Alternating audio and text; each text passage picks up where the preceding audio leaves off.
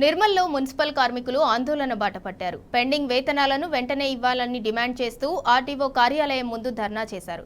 గత 3 నెలలుగా తమకు వేతనాలు ఇవ్వటం లేదని ఆవేదన వ్యక్తం చేశారు. పిల్లల స్కూల్ ఫీజులు చెల్లించలేకపోతున్నామని కుటుంబ పోషణ భారంగా మారిందన్నారు. పెండింగ్ వేతనాలు చెల్లించకపోతే ఆందోళన తీవ్రతరం చేస్తామని హెచ్చరించారు.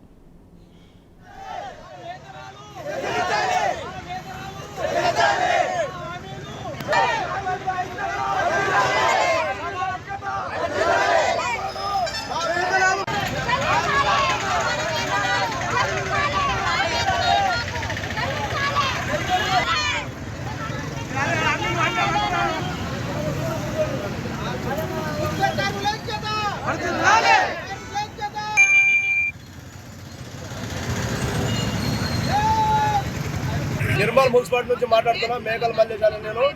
మాకు గత 3 నెలలు, ఇప్పుడు 2 నెలలు 3 నెలలకు అడుగు పెట్టినాము. ఇప్పటి వరకు మాకు జీతాలు లేవు, ఏం లేవు. దాని వల్ల మేము ధర్నాలు చేస్తున్నాము. ఎందుకోసమంటే మా 3 నెలల పిఆర్సీ రావాలా, జీతాలు రావాలా.